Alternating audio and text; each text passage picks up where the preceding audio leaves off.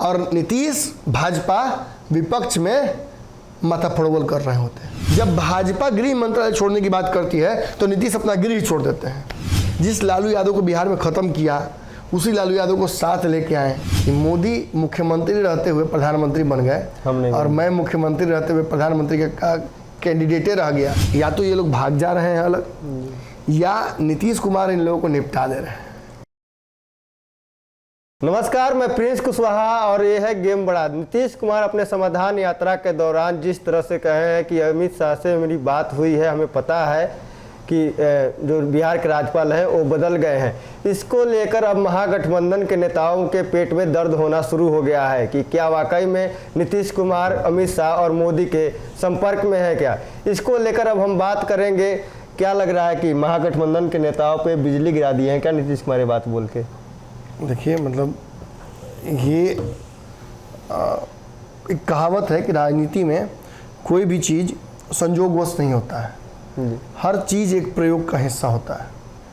नीतीश इस बात के लिए खास तौर पे जाने नहीं जाते हैं, बदनाम है कि वो एक प्रयोग के साथ दूसरा प्रयोग करते रहते हैं, यानी प्लान ए प्लान बी उनका चलता रहता है।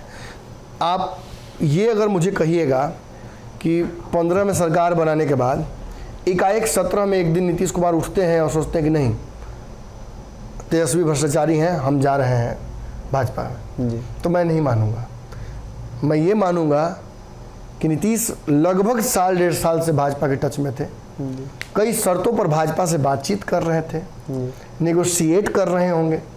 मुझे ये चाहिए, आपको बदले में ये दूंगा, ऐसे आपकी एंट्री होगी, कैबिनेट ये दूंगा, इनको मंत्री बनाऊंगा, इनको नहीं बनाऊंगा, ये सब कुछ कर रहे होंगे। वो इस मामले में बड़े मेटिकुलस हैं।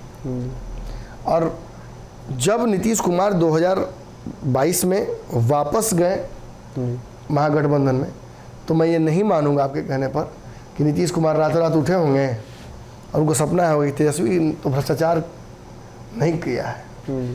भाजपा गलत कर रही है देश में, भाजपा सांप्रदायिकता फैला रही है, क्योंकि इसी भाजपा के केंद्रीय कैबिनेट में मंत्री रहे हैं।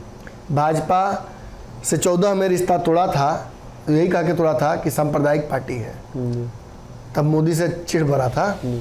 आज तक ये उनके अंदर रह गया टीस कि मोदी मुख्यमंत्री रहते हुए प्रधानमंत्री बन गए और मैं मुख्यमंत्री रहते हुए प्रधानमंत्री का कैंडिडेटे रह गया, मटेरियल रह गया। कैंडिडेट भी नहीं। कपड़ा खरीदते समय मटेरियल नहीं चेक किया जाता है कि इसका मटेरियल ठीक नहीं है, इसका मटेरियल ठीक है लेकिन इसका प्रिंट ठीक नहीं लग रहा है, ऐसा मटेरियल दूसरा है ये नहीं है। नीतीश कुमार ने अपना रिप्लेसमेंट बनने ही नहीं दिया किसी को, और उसका एक तरीका यही रहा कि देखिए, तुम डाल तो मैं पात।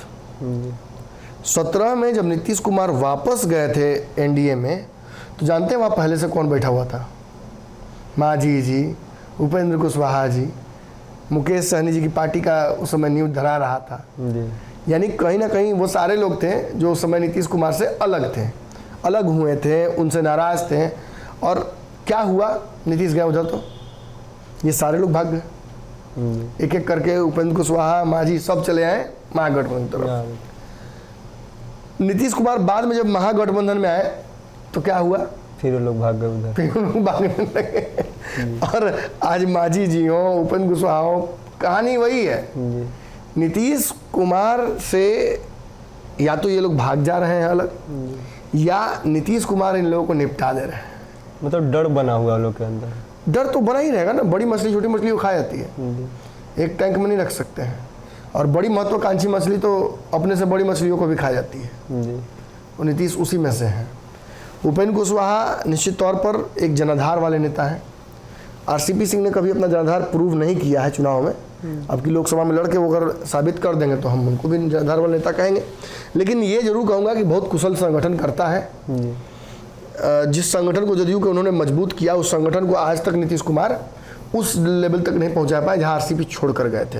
ललन सिंह का खटिया खड़ा रहता है रोज संगठन मैनेज करने में, मतलब मैनेजमेंट गुरु है आरसीपी बिल्कुल निश्चित तौर पर। और जनाधार वाले नेता उपेंद्र कुशवाहा हैं, लेकिन जनाधार उनका इतना सीमित है कि उसको साध कर, बांट कर, जोड़ कर कई बार कई लोगों ने प्रयास किया, कुर्मी महाचेतना रैली, कुर्मी कोयरी सम्मेलन, एक और उपेंद्र कुशवाहा का जो साइलेंट स्लीपर सेल है वो भी चलता रहता है, महात्मा फुले समता परिषद।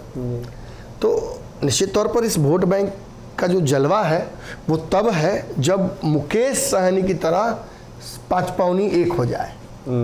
जब पूरा का पूरा 14% वोट बैंक एक तरफ मुकेश सहनी का जाएगा तो कैडर बना हुआ है, डिजिटल किया हुआ है। जिस बूथ पर कहिएगा कि मुकेश सहनी को कि आपका कितना वोट है, 10 मिनट में मुकेश सहनी की IT सेल टीम बता देगी आपको।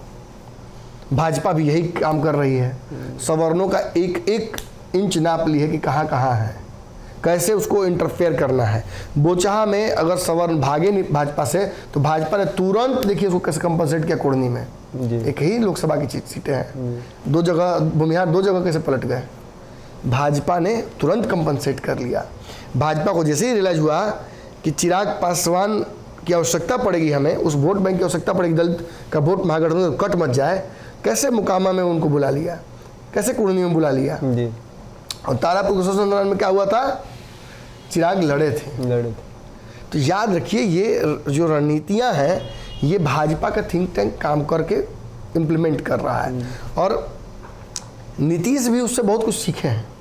कालांतर में भाजपा 14 में आए, भाई भाजपा मोदी आए तो नीतीश कुमार को लगा भाजपा तो कभी लंबा रह नहीं पाएगी सत्ता में, विरोध करते हैं। जिस लालू यादव को बिहार में ख़त्म किया उसी लालू यादव को साथ लेके आए और एक गठबंधन बनाकर निश्चित तौर पर 15 में भाजपा को बिहार से साफ कर दिया। लेकिन लोकसभा चुनाव 2019 के पहले नीतीश को आभास हो गया था कि ये वापस आ रहे हैं और प्रचंडता से आ रहे हैं। इस बार भी नीतीश को ये बात समझ में आ गई है कि ये सारे सर्वे सी वोटर के या RSS के ये छलावे हैं। अगर ये सारे सर्वे सही होते हैं तो तेजस्वी आज बिहार के मुख्यमंत्री होते और एक स्टेबल सरकार बिहार में चल रही होती और नीतीश भाजपा विपक्ष में माथा फड़ोवल कर रहे होते। कभी सुशील मोदी माथा पर पट्टी बांध के घूमते हैं कि देखिए जंगल आ जा गया है, कभी नीतीश कुमार जाते कहीं, आज कुर्सी चल रहा है तो हो सकता है कल भाला लग जाए। जो स्थिति है भाई, अब हम क्या बोल, जंगल राज में तो जंगल राज हम थोड़ी जानते हैं, वो याद तो बच्चा थे हम लोग, लेकिन सुने नीतीश जी के मुंह से, ज़्यादा नीतीश जी के मुँह से सुने कि जंगल राज में ऐसा हो जाता था वैसा होता था। सुशील मोदी जी खूब बोले हैं नीतीश जी के प्रश्न में रह के। तो मेरे से ये सब कहने का मकसद यही है कि नीतीश कुमार ऑप्शंस अपने खुले रखते हैं हमेशा। और कल जब उनसे पूछा गया मंत्रिमंडल विस्तार पर तो उनकी भावभंगिमा बता रही थी और उनके बोलने की शैली और नोमेनक्लेचर जो उन्होंने यूज़ किया। तेजस्वी से ही पूछ लिया, तेजस्वी से नहीं बोला था, यही तो बात है, नोमेनक्लेचर यूज किया था उन्होंने, संज्ञा उपनाम का उपयोग किया था।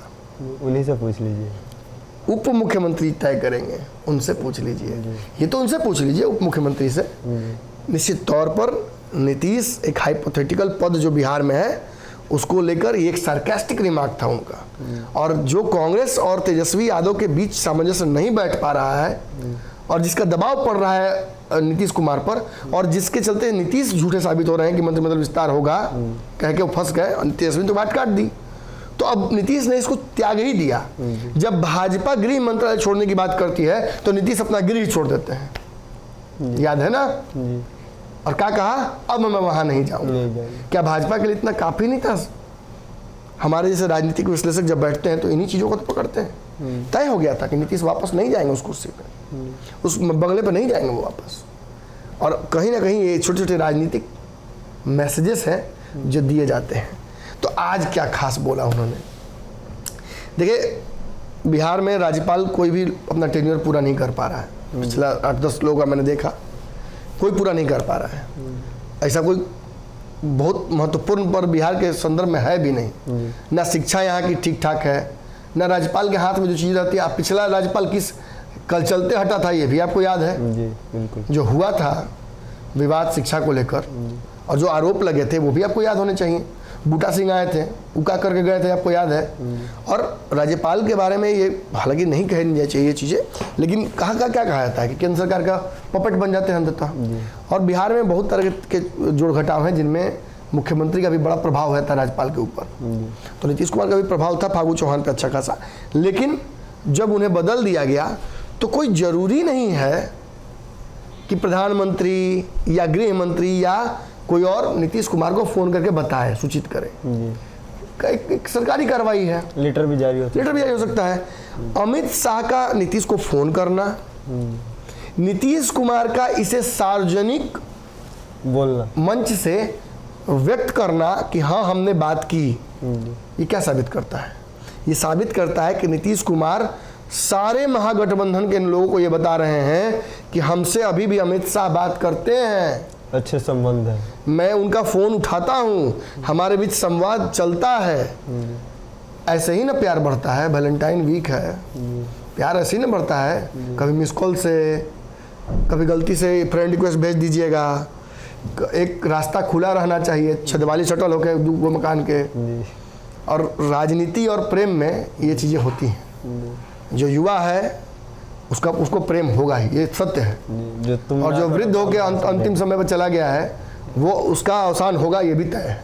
और राजनीति में एक और चीज़ तय है कि अगर कोई व्यक्ति बुलाने पर राजनीतिक आपके कार्यक्रमों में आ रहा है, खाली पैर दौड़ते हुआ रहा बिना गार्ड के, तो मतलब फाटक दरवाज़ा खोल के रखिए, वो बैठेगा, कुर्सी पे बैठेगा, वो बातचीत होगी।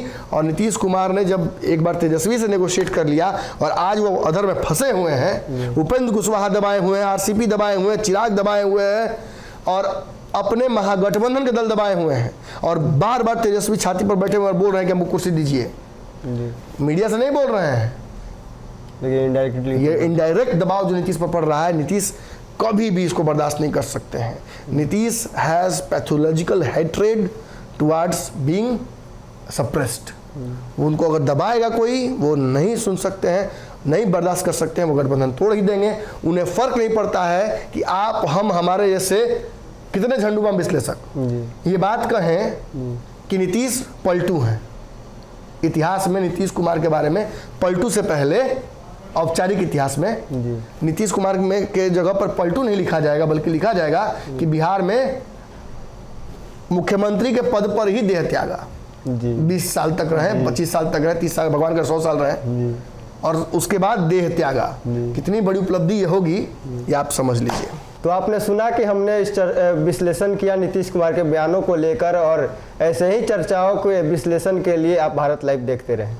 अगर ये वीडियो पसंद आई और वह बिहार के राजनीति और बिहारियत से सरोकार रखेनी तो सब्सक्राइब बटन दबा के चैनल के सब्सक्राइब कर ली। ओजे एगो घंटी बा, ओकरा बटन दबा देला से कुल सटीक और मारक खबर रुआ मुफ्त में मिल जाई। अगर रुआ पत्रकारिता के हमनी के नया प्रयोग में सहयोग कर चाहतानी तो ज्वाइन बटन दबा दी। पेटीएम नंबर नोट कर ली 9386816700। धन्यवाद।